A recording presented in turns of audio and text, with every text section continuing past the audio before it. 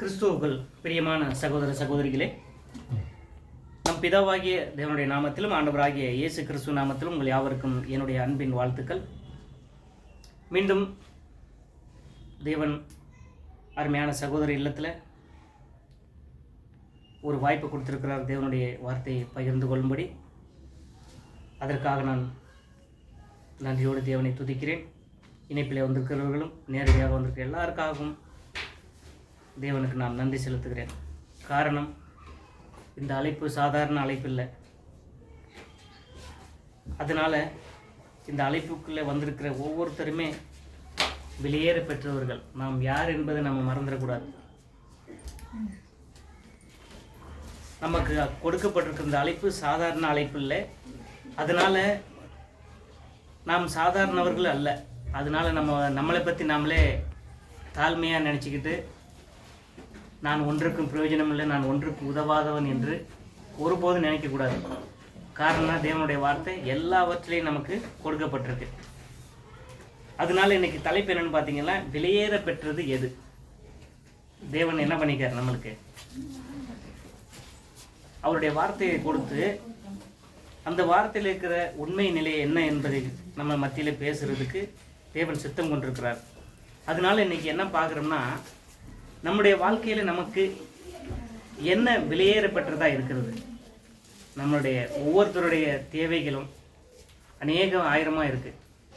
ஆனால் நம்மளுடைய ஆவிக்குரிய வாழ்க்கைக்கு வெளியேறப்பட்டதாக எது இருக்குன்னு சொல்லிட்டு நம்ம யோசிக்கிறோம். நம்மள்ட்ட இருக்கிற பொன் வெள்ளி, அப்புறம் என்ன வெள்ளி, சொத்து, வைடூரியம். இன்னைக்கு என்ன அதிகமான விலை போகிறது? இன்னைக்கு என்ன கோல்டு கடையில், அப்புறம் பிளாட்டினம், தங்கம் சொல்லியிருக்கு. பிளாட்டினம் தங்கம் ரொம்ப கம்மி, இப்போ அதை விட ஜாஸ்தி ரேட்டெல்லாம் இருக்குது. டைமண்ட், அப்புறம் இதெல்லாம் வெளியேற பெற்றது. பட் அதுக்கு ஒரு விலை இருக்குது. அதுக்கு மேலே அதுக்கு கொடுத்து வாங்க மாட்டாங்க. இவ்வளோ 1000 இவ்வளோ லட்சம் அப்படின்னு சொன்னால் அதுக்கு மேலே கொடுத்து அதை வாங்க மாட்டாங்க. அது மாதிரி ஒன்றுக்கும் ஒரு விலை நிர்ணயம் பண்ணி இந்த பூமியில் இருக்குது. ஆனால் ஒன்றுக்கு மட்டும் விலை கொடுக்க முடியாது, தேவனுடைய வார்த்தை. இது எல்லாருக்குமே தெரியாது. அழைக்கப்பட்டிருக்கிற நமக்கு மட்டும்தான் இதோட அருமை என்ன, இதோட நிலை என்னங்கிறது நம்மளுக்கு நல்லா தெரியும். காரணம்னா அதில் ஜீவன் இருக்குது அப்படிங்கிறார் தேவன். அந்த வார்த்தையை பற்றி நம்ம பார்த்துக்கிட்டே வர்றோம். இவ்வளோ வருஷமும் நம்ம அந்த தேவனுடைய வார்த்தையை கேட்டுக்கிட்டே வர்றோம். ஆனால் என்னைக்காச்சும் நம்ம நினச்சிருக்கோமா, நம்மக்கிட்ட நம்ம தினந்தோறும் பேசிக்கிற வார்த்தை, வாசிக்கிற வார்த்தை, அதன்படி நடக்கிற வார்த்தை நமக்கு தேவன் கொடுத்துருக்காரு. அது எவ்வளோ பெரிய விலை மதிக்க முடியாத வார்த்தையை கொடுத்துருக்காரு. அதுக்கு தான் யோசுவாக்கு சொல்கிறாரு, நீ கலங்காதே திகையாதே, நான் உன்னோடு கூட இருக்கிறேன். இந்த வார்த்தை எவ்வளோ வெளியேறப்பட்டது. யாராச்சும் சொல்லுவாங்களா? யாருன்னு சொன்னால் அதுபடி நடக்க முடியுமா? ஆனால் தேவன் சொன்னார்னா அவர் அதில் நடத்துகிறாரு. நீ கலங்காதே திகையாத, நான் உன்னோடு இருக்கிறேன் அப்படின்னு. யோசுவா கலங்குவார், திகைவார்னு தெரியும். அவர் என்ன பண்ணுறதுன்னு யோசிப்பாருன்னு தெரியும். ஆனால் அதுக்கு தான் சொல்கிறார் தேவன், நீ கலங்காதே திகையாதே. மோசேக்கும் அப்படியே சொன்னார், யோசுவாக்கும் அப்படியே சொன்னார், காலேபுக்கு கூட அப்படியே சொல்கிறாரு. அங்கே நடத்தி வந்த ஜனங்கள் எல்லாம் தேவனுக்குள்ளாக இருக்கிற ஜனத்தை மட்டும்தான் அவர் பார்த்து சொல்கிறார், நீங்கள் கலங்காதீங்க திகையாதீங்க. எல்லா ஜனங்களுக்கும் அவர் சொல்லலை. அது நம்மளுடைய வாழ்க்கையில் ரொம்ப வெளியேறப்பட்டது. இதை மதிக்கிறது கற்றுக்கணும் தேவனுடைய வார்த்தை முதல்ல. அதுக்கு தான் சொல்கிறாரு, வெளியேற பெற்றது என்ன. இன்னைக்கு நம்ம என்ன நினச்சிட்ருக்கோம், எதை பற்றி நினச்சிட்ருக்கோம்? எனக்கு இது இருந்துச்சுன்னா நான் நல்ல வசதியில் இருக்கிறேன், என்கிட்ட இவ்வளோ தங்கம் இருக்குது, நான் நல்ல வசதியில் இருக்கிறேன், என்கிட்ட இவ்வளோ மரகதம் மாணிக்கம் இதெல்லாம் நம்மள்ட்ட இல்லை. பட் இதை விட மேலானது ஒன்று நம்மளுக்கு என்ன பண்ணிக்காரு, தேவன் கொடுத்துருக்காரு. அவருடைய வார்த்தையில் யாருமே விலை சொல்ல முடியாது. அதுக்கு தான் ஒரு இடத்துல சொல்கிறார் இல்லையா, இயேசு கிறிஸ்துக்கிட்ட தேவனுடைய வார்த்தையை பேசிகிட்டு இருக்கும்போது இதை 2 பேர் இதுக்கு பரிசுத்த ஆவியை எனக்கு நான் காசு கொடுக்குறேன், அதுக்கு எனக்கு கொஞ்சம் கொடுங்க அப்படின்னு சொல்லிட்டு நீங்கள் எல்லாம் கேள்விப்பட்டிருப்பீங்க பார்த்தீங்களா? அது அவருக்கு இதை பற்றி நீ இதை விலைக்கு வாங்க வர்றியா, இதுக்கு காசு கொடுக்க வர்றியா, உன் காசு நாசமாகட்டும், நீ அழிஞ்சு போயிடுவ அப்படின்னு சொல்லிட்டு சாபம் கொடுக்குறாங்க. அதுக்கு விலை மதிக்க முடியாது. நம்ம எல்லாருமே தேவனுடைய வார்த்தையை வாசிக்கிறோம், காலையில் எழுந்துச்சி வாசிக்கிறோம், பாட்டு கேட்குறோம், எல்லாமே பண்ணுறோம். பட் அதெல்லாம் தேவனுடைய வார்த்தை தான். ஆனால் நம்ம உலகத்தில் நடக்கும்போது அந்த மதிப்பு தேவனுடைய மறந்துடும் இல்லையா? இது யார்கிட்டையோ கோபமாக பேசும்போதோ, யார்கிட்டையோ சண்டை போடும்போதோ, யாரை பற்றி யாரோ நம்மளுக்கு ரொம்ப ப்ரெஷர் கொடுக்குறாங்க. அப்போ வந்து நம்ம என்ன பண்ணுறோன்னா தேவனுடைய வார்த்தையை மறந்துடுறோம். நம்ம அழைக்கப்பட்டிருக்கிற அழைப்பே நம்ம மறந்துடுறோம். நம்ம அழைக்கப்பட்டது வெளியேற பெற்றதுக்கு ஒரு அழைப்பு. இயேசு கிறிஸ்துவை போல மாறிக்கிட்டே வரோம் நம்ம. ஆனால் பிரச்சனைகள் வரும்போது அந்த வெளியேற பெற்றதை நம்ம மறந்துடுறோம். நான் யாருங்கிறத நம்ம மறந்துடுறோம். அப்படி இருக்கக்கூடாதுன்னு தான் என்ன பண்ணுறாருன்னா தேவன் இன்னைக்கு அந்த வெளியேற பெற்றதை மீண்டும் ஒரு விஷயம் நம்மளுக்கு ஞாபகப்படுத்துகிறார். ஒரு வசனம், ஆதார வசனம் வாசிக்கலாம். மத்தேயு 13:44. மத்தேயு 13:44, 45, 46. மத்தேயு 13. அன்றியும் பரலோக ராஜ்யம் நிலத்தில் புதைந்திருக்கிற பொக்கிஷத்துக்கு ஒப்பாயிருக்கிறது. அதை ஒரு மனுஷன் கண்டு மறைத்து அதை பற்றிய சந்தோஷத்தினாலே போய் தனக்கு உண்டான எல்லாவற்றையும் விற்று அந்த நிலத்தை கொள்ளுகிறான். மேலும் பரலோக ராஜ்யம் நல்ல முத்துக்களை தேடுகிற வியாபாரிக்கு ஒப்பாயிருக்கிறது. அவன் விலை உயர்ந்த ஒரு முத்தை கண்டு போய் தனக்கு உண்டான எல்லாவற்றையும் விற்று அதை கொள்ளுகிறான். பார்த்தீங்களா? பரலோக ராஜ்யம் நமக்கெல்லாம் நம்ம கொடுக்கப்பட்டிருக்க அழைப்பு என்ன? பரலோக ராஜ்யத்துக்கு நம்ம போகிறோம். பரலோக ராஜ்யத்துக்கு போகணும்னா நம்மளுக்கு தேவன் என்ன பண்ணுறாரு? அவருடைய வார்த்தையை கொடுத்துருக்கிறார். இந்த வார்த்தையை விலை மதிக்க முடியாது. அப்படிப்பட்ட வார்த்தையை நம்ம தேவன் அறியாத காலங்களில் இருக்கும்போது என்ன பண்ணுறாரு? நம்மளுக்கு யார் மூலியமாவோ அவருடைய முத்தை கொண்டு வந்து கொடுத்தாரு. அதை நம்ம பாதுகாத்து கொண்டே வரணும். எது வரைக்கும்? கிறிஸ்து வர்ற வரைக்கும் நம்ம பாதுகாத்துக்கிட்டே வரணும். இல்லைன்னா வேற யாராச்சும் எடுத்துகிட்டு போகிறதுக்கு வாய்ப்பு இருக்குது. அதனால அந்த கிரீடத்தை சொல்லும்போது சொல்கிறார் பவுல், உங்கள் கிரீடத்தை வேறு யாரும் எடுத்துக்கிறாதபடி நீங்கள் என்ன பண்ணுங்கள், உங்கள் ஜாக்கிரதையாக நீங்கள் காத்துக்கொள்ளுங்க அப்படிங்கிறார். அது முத்தை விட வெளியேற பெற்றது தேவனுடைய வார்த்தை. முத்துக்கெல்லாம் ஒரு விலை வச்சுருக்காங்க, அது இந்த உலகத்தில் இருக்கிறது. ஆனால் இந்த தேவனுடைய வார்த்தைக்கு என்றைக்குமே விலை நிர்ணயிக்கவே முடியாது. அது நேரத்துக்கு நேரம் சரியானதை நம்மளுக்கு என்ன பண்ணாது? உணர்த்து, நம்ம புத்திக்கு உணர்த்தோம். எங்கே தப்பு பண்ணுறோம், எங்கே மற்றவங்களை குற்றமாக எண்ணுறோம், எங்கே மற்றவர்களை நம்ம தீர்ப்பு செய்யறோங்கிறத அந்த வார்த்தை விதவிதமாக மனுஷனுக்கு உணர்த்தும். எந்த மனுஷனுக்குன்னா தேவனால் தெரிந்து கொள்ளப்பட்ட புதிய சிருஷ்டியாக இருக்கிற நமக்கு அது சரியான நேரத்தில் கொண்டு வந்து உணர்த்தும். இந்த தேவனுடைய வார்த்தைக்கு விலை மதிக்க முடியாது. அந்த வார்த்தையை தாங்கி கொண்டு அநேக இடங்களுக்கு நம்ம போகிறோம் இல்லையா?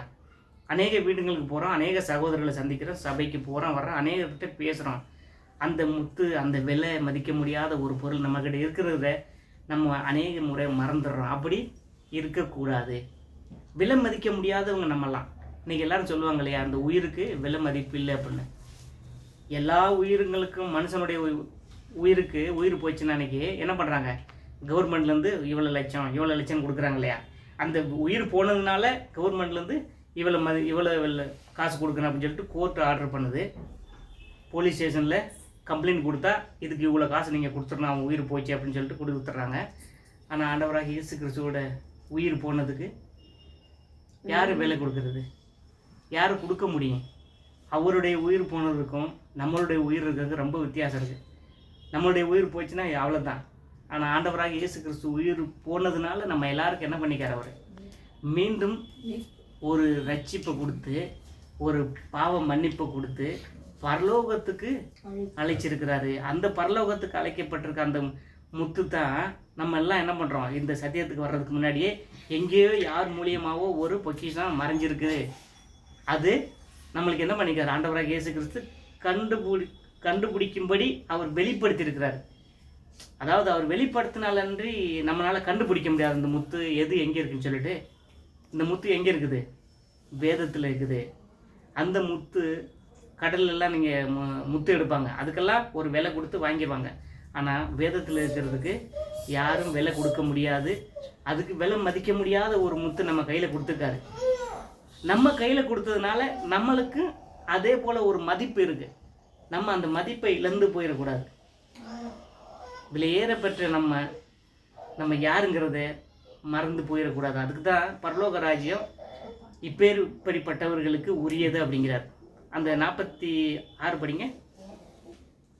அவன் விலை உயர்ந்த ஒரு முத்தை கண்டு போய் தனக்கு உண்டான எல்லாவற்றையும் விற்று அதை கொள்ளுகிறான். பார்த்தீங்களா? இதனால இந்த மாதிரி ஒரு வாய்ப்பு நம்மளுக்கு கிடைக்கும்போது, தேவனுடைய வார்த்தையை அநேக இடங்களில் பகிர்ந்து கொள்ளும்போது, சமயம் கிடைக்கும்போது, சமயத்தை வீணடிக்காதபடி, நேரத்தை வீணடிக்காதபடி, அதை நேரடியாகவோ இல்லை ஆன்லைன் மூலியமாகவோ கேட்குறதுக்கு நம்ம என்ன பண்ணக்கூடாது, தடை பண்ணிட்டு நம்ம உலக காரியங்களுக்கோ இல்லை சொந்த வேலைங்களுக்கோ முக்கியத்துவம் கொடுக்காம அட்லீஸ்ட் 1/2 hour 45 minutes இல்லை 1 hour அதிகமாக போனால் இந்த நேரத்தையே நம்மளுக்கு இந்த வெளியேற பெற்ற இந்த முத்தை தேடி கண்டுபிடிக்கிறதுக்கு நம்ம முயற்சி பண்ணாமல் நம்ம சொந்த அலுவல்களே வேலையிலே இருந்துட்டோம்னா இந்த முத்து ஒரு நாள் என்ன பண்ணோம், நம்மளுக்கு ஜீவனை கொடுக்க போகுது. அதுக்கு தான் இந்த ஆண்டவராக இயேசு கிறிஸ்து சொல்கிறாரு, நான் போயிட்டு உங்களுக்கு ஒரு இடத்த ஆயத்தம் பண்ணிட்டு வர்றேன் அப்படின்னு. நம்ம எந்த விஷயத்துலையுமே ஒரு சாதாரணமாகவே எடுத்துக்கிட்டு இருக்கோம். நம்ம எல்லாருமே ஒவ்வொரு தேவ தூதரை விட மேலானவர்களாக இருக்கணும். நம்மளுக்கு கொடுத்துருக்கிற இந்த பெரிய வாய்ப்பு என்னென்னா, பரலோகத்துக்கு அழைக்கப்பட்டிருக்கிறோம். இந்த வெளியேற பெற்ற இந்த அழைப்பு வேறு யாரும் கொடுக்க மாட்டாங்க, வேறு யாரும் கொடுக்கவும் முடியாது. இந்த அழைப்புக்குள்ளே வந்திருக்கிற நமக்கு நம்ம யாருங்கிறத நம்ம மறந்துடக்கூடாது. இந்த உலகத்தில் எல்லாத்துக்கும் ஒரு விலை இருக்குது. ஆனால் பரலோகத்துக்கு போகிறதுக்கான வாய்ப்பு ஆண்டவராக இயேசு கிறிஸ்துவோட வார்த்தையிலே இருக்குது. அந்த வார்த்தைக்கு விலை மதிப்பே இல்லை. அது யாருமே எதையுமே எவ்வளோ கொடுத்தாலும் வாங்க முடியாத ஒரு வார்த்தை நம்மளுக்கு எப்படி வந்திருக்காது, ஃப்ரீயாக வந்திருக்கு, ஃப்ரீயாக காமிச்சிருக்காரு. பாரு, இங்கே பொக்கிஷம் இருக்குது, வாங்க, இங்கே நல்ல வேலை இருக்குது, இங்கே நல்ல நடக்கைக்குரிய ஆவிக்குரிய அர்த்தங்கள் சொல்லித்தரப்படுது அப்படின்னு சொல்லிட்டு ஈஸியாக நம்மளுக்கு வெளிப்படுத்துகிறாரு. அதையும் நம்ம கேட்க முடியாமல் போனால் அவர் வரும்போது நம்ம எப்படி இருப்போம், பரிதவிக்கப்பட்டவர்களாக இருப்போம். அதனால் சொல்கிறாரு, தேவன் பெரியவர். இந்த உலகத்தில் இருக்கிற எல்லாரை விடவும் பிதாவாகிய தேவன் பெரியவர். எத்தனை பேருக்கு தெரியும்? நம்மளை விட்டுட்டா யாருக்கும் தெரியாது. எங்கெங்கேயோ ஓடுறாங்க, எப்படியோ இன்னைக்கு மனுஷன் அலையிறான். ஆனால் உலகத்தையும் உலகத்தில் உள்ள எல்லாவற்றையும் உண்டாக்கினவர் ஒருத்தர் இருக்கிறான்னு சொல்லிட்டு பெரும்பாலுமே 99% பேர் தெரிஞ்சுக்கிறாம இருக்காங்க. இன்னைக்கு காலையில் பார்த்தீங்களா, திருப்பதியில் பார்த்தீங்களா, நியூஸ் பார்த்தீங்களா, தேவன் எங்கே இருக்கிறாரு, நம்மளுக்கு அந்த அறிவை கொடுத்துருக்கிறார். தேவன் எப்படி இருக்கிறார், அந்த அறிவை கொடுத்துருக்காரு. திருப்பதியில் சும்மா அதை ஃப்ரீ டிக்கெட் டோக்கன் கொடுக்குறாங்க அப்படின்னு சொன்னோடனே எல்லாரும் போட்டுட்டு காலையில் உட்காந்துங்க எல்லாம் ஓடி விழுந்து ஒருத்தர் மேலே ஒருத்தர் மிதித்து, ஹஸ்பண்ட் முன்னாடியே ஒரு அம்மாவை மிதித்து கொன்னே போட்டாங்க. ஹஸ்பண்ட் ஒன்றும் பண்ண முடியல, கூட்டம். எதுக்கு? அவங்க கடவுளை பார்க்கணும் அப்படிங்கிறாங்க. ஆனால் நம்ம தேவன், நான் உங்கள் கூடவே இருக்கேன்ப்பா, இந்த விலை மதிக்க முடியாத ஒரு பொருளை உங்கள்கிட்ட கொடுத்துட்டு நான் உங்கள் கூடவே இருக்கேன்னு ஆண்டவராகிய இயேசு கிறிஸ்துவை நான் மத்தியில் அனுப்பிட்டு நான் உங்கள் கூடவே இருக்கேன், நான் உங்களுக்கு தெரியுறேன்னா இல்லையா அப்படின்னு கேட்குறாரு. அப்போது நம்மளுக்கு எவ்வளோ ஞானம் கொடுத்துருக்காரு தேவன். அதுக்காக நம்ம என்ன பண்ணணும், நம்மளுக்கு கொடுத்துருக்கிற டேலண்ட்டுக்காக, நம்மளுக்கு கொடுத்துருக்கிற வெளியேறப்பட்ட அந்த அவருடைய வார்த்தைக்காக நம்ம எவ்வளோ நன்றி உள்ளவர்களாக இருக்கணும். நம்ம எவ்வளோ நம்ம கண்களை திறந்திருக்கிறாரு தேவன், பார்த்தீங்களா? அதனால நம்ம இந்த விஷயத்தில் ரொம்ப கவனமாக இருக்கணும். அதனால தேவன் எப்படிப்பட்டவர்னு சொல்லிட்டு நம்மளுக்கு எல்லாருக்கும் தெரியும். ஆனாலும் ஒரு வசனம் வாசிக்கலாம். சங்கீதம் 95:3 அப்புறமா 6. சங்கீதம் 95 3ஆம் வசனம் 6வது வசனம். சங்கீதம் 95 3வது வசனம் 6வது வசனம். கர்த்தரே மகா தேவனும் ஆமா எல்லா தேவர்களுக்கும் மகாராஜனுமாய் இருக்கிறார். ஆமா. 6வது, நம்மை உண்டாக்கின கர்த்தருக்கு முன்பாக நாம் பணிந்து குனிந்து முழங்கால் படியிட கடவோம், வாருங்கள். ஆமா, நம்மை உண்டாக்கினவர் எப்படிக்காரு, நம்ம படைத்தவர். 3வது படிங்க. கர்த்தர் எப்படிக்காரு? கர்த்தரே மகா தேவனும் எல்லா தேவர்களுக்கும் மகாராஜனுமாய் இருக்கிறார். நம்ம பிதாவாகிய தேவன் எல்லாரிடத்திலும் உயர்ந்தவரா இருக்கிறாரு, பெரியவரா இருக்கிறாரு. அவருக்கு முன்பாக நாம எப்படி இருக்கணும், நம்ம மேன்மை பாராட்டிக்கிட்டு இது என்னால் செய்ய முடியும், நான் தான் எல்லாத்தையும் செய்கிறேன்னு சொல்லிட்டு நம்ம மேன்மை பாராட்டவே கூடாது. அது தேவனுக்கு பிடிக்காத ஒரு காரியம். ஏன்னா நம்ம கண்களை திறந்திருக்கிறார். சில நேரத்தில் நம்ம என்ன பண்ணிடுறோம்னா, நான் செஞ்சேன் அப்படின்னு சொல்லிடுறோம். நான் செய்யலை, அது நம்ம செஞ்சேன்னு சொல்கிறான், நம்ம செய்யலை. நமக்குள்ளே இருந்து ஒருத்தர் என்ன பண்ணுறாரு, செய்ய வைக்கிறாரு. அந்த வெளியேற பெற்ற அந்த வேலையை செய்ய வைக்கிறது தேவன் தான். நம்மளால் ஒன்றும் செய்ய முடியாது என்கிறத நம்ம என்ன பண்ணணும், கவனமாக பார்த்து எல்லா மகிமையும் தேவனுக்கு போகும்படி நம்ம செய்யணும். ஒரு மனுஷனுக்கு எது ரொம்ப விலையேறப்பெற்றது? தேவன் என்ன நினைக்கிறாரு? தேவன் நினைக்கிறாரு இவருக்கு இது விலையேறப்பெற்றது அப்படின்னு எதை நினைக்கிறாருன்னா, தேவனுக்கு பயப்படுவதும் தீமையை விட்டு விலகுவதுமே தேவன் பார்வையிலே விலையேறப்பெற்றது. என்னென்னது? தேவனுக்கு பயப்படணும். எல்லாரும் தேவனுக்கு யாரும் பயப்படுறதில்ல. தீமையை விட்டு விலகணும். தீமையை விட்டு விலகிறோமா? இல்லை. யாராவது எனக்கு ஒரு தீமை செஞ்சிட்டாங்க, என்னை ஒரு மாதிரி பேசிட்டாங்கன்னா நான் அதுக்கு ஆப்போசிட்டாக செய்கிறது நிலைமையில தான் இன்றைக்கி மனுஷனும் நம்ம இருக்கோம், மனுக்குலம் இருக்குது. ஆனால் நம்ம அதிலிருந்து கொஞ்சம் வித்தியாசப்படணும். அதனால தான் தேவன் சொல்கிறாரு, இப்படி நீங்கள் எனக்கு பயந்தோம், நான் சொன்ன கட்டளைகளுக்கு அதன்படி நடந்து தீமையை விட்டு விலகுவதுமே தேவன் பார்வையிலே விலையேறப்பெற்றது. அது எவ்வளோ உண்மை! நம்ம கண்டு ருசித்து பார்த்துருக்கோமா? தீமையை விட்டு விலகியிருக்கோமா? கண்டிப்பாக விலகியிருக்கோம். முன்பு இருந்த வாழ்க்கைக்கும் இப்போ இருக்கிற வாழ்க்கைக்கும் ரொம்ப வித்தியாசம் இருக்குது. முன்னாடியெல்லாம் நம்ம எதுக்கு எடுத்தாலும் எதிர்த்து பேசுகிறவளாக இருந்திருப்போம், கீழ்படியாமல் இருந்திருப்போம், நான் சொல்கிறது தான் சரின்னு இருந்திருப்போம். இப்போ அப்படி இல்லையே. இது தேவனுக்கு விலையேறப்பட்டது. ஏன்னா அவர் கொடுத்த அந்த வார்த்தையை நம்ம என்ன பண்ணுறோம், நம்ம வாழ்க்கையில செயல்படுத்தி காமிக்கிறோம். அதனால தேவன் சொல்கிறாரு, நீங்கள் இப்படி இருக்கிறதுனால நீங்கள் எல்லாமே என்னுடைய பார்வையில் விலையேற பெற்றவர்கள். அந்த விலையேற பெற்றதை நம்ம கவனமாக பார்த்து பிடித்து கொள்ள வேண்டும். நீதிமொழிகள் 8ஆம் அதிகாரம் 13வது வசனம். நீதிமொழிகள்னாவே எப்படி இருக்கும்? அது பேரை எப்படி பார்த்தீங்களா? நீதியான மொழிகள். அதில் எந்த குறையும் இருக்காது. நீ அதை கடைபிடிச்சு நடந்தீங்கன்னா நீ நீதிமான். படிங்க. தீமையை வெறுப்பதே கர்த்தருக்கு பயப்படும் பயம்.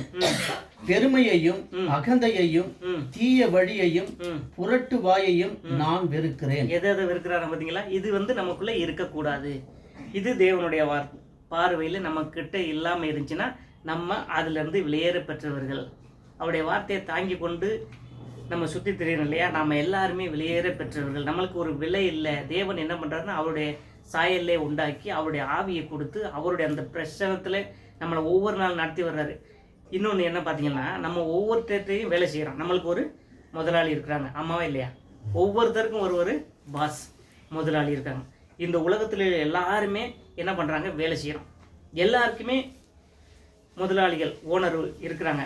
ஆனால் இந்த உலகத்தில் இருக்கிற எல்லா மனுஷனுக்கும் ஒரு முதலாளி இருக்கிறார், நம்ம பிதாவாகிய தேவன். அவர் தான் இந்த உலகத்தில் வேலைகளை உண்டாக்கி கொடுத்து மனிதர்களை படைத்து மனிதர்களுக்கெல்லாமே வேலையை கொடுக்கிறவர் பிதாவாகிய தேவன்.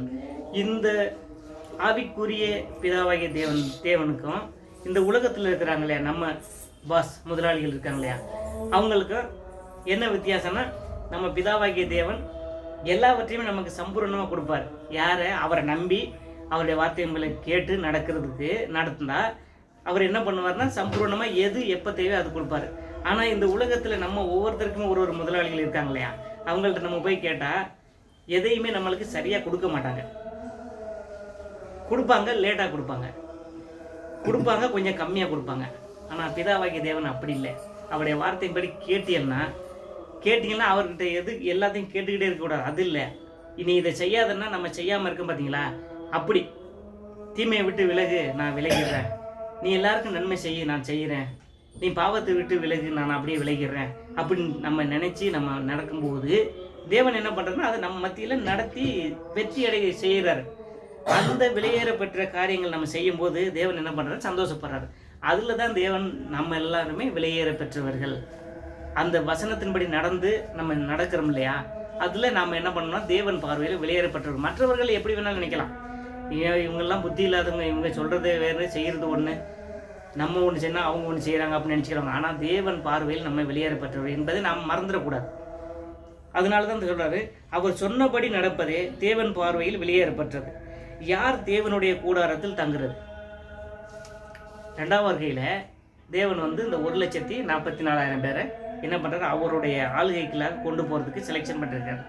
யார் அவருடைய கூடாரத்தில் தங்குறது, அவருடைய சமூகத்தில் நிற்கிறது அப்படின்னு பார்த்தீங்கன்னா, தன்னுடைய பணத்தை வட்டிக்கு கொடாமல், ரொம்ப முக்கியம். இன்னைக்கு எங்கே பார்த்தாலும் வட்டி வாங்குறது, வட்டிக்கு கொடுத்துட்டு அதை கட்ட முடியலன்னா அதை ட்ரிபிளாக கேட்டு வாங்குறது, அதனால அநேகருக்குள்ள பகை வர்றது, அதனால அநேகர் செத்தே போகிறது, இப்படி அநேக விதமான காரணம் இருக்குது. தேவனுடைய கூடாரத்தில், தேவனுடைய சமூகத்தில், தேவனுடைய பார்வையிலே வெளியேற பெற்று இருக்கணும்னா, தங்கணும்னா என்ன பண்ணணும்னு சொல்லியிருக்காரு அவர். இது வட்டிக்கு கொடுக்கக்கூடாது, வட்டி வாங்கக்கூடாது, உன் இடத்துல வாங்குறவனுக்கு உன் கையை மறைக்காதே சொல்லிக்கிறல. ஞாபகம் இருக்க வசனம் ஞாபகம் வருதா? ஒரு இடத்துல வாங்கணும்னு நினைக்கிறவங்களுக்கு இல்லைன்னு சொல்லாதே அப்படிங்கிறார். நம்ம பிதாவை எது நம்ம கேட்டே இருக்கோம், கொடுக்குறாரு, இல்லைன்னு சொல்லிட்டாருன்னா நம்ம இருக்க முடியுமா? ஆண்டவரே எனக்கு இந்த கால் நோவு இருக்குது, கொஞ்சம் கம்மி பண்ணுங்க, இல்லை அந்த வலியை எடுத்துருங்கன்னா கண்டிப்பாக செய்கிறாரு. அதுதான் விசுவாசம், அதுதான் நம்பிக்கை. அதனால தான் ஆபிரகாம் எல்லாத்துக்கும் ஆபிரகாம் என்ன பண்ணார்? விசுவாசத்தில் தகப்பனாயிட்டாரு. நம்ம நம்புறது இல்லையே, நம்பணும்.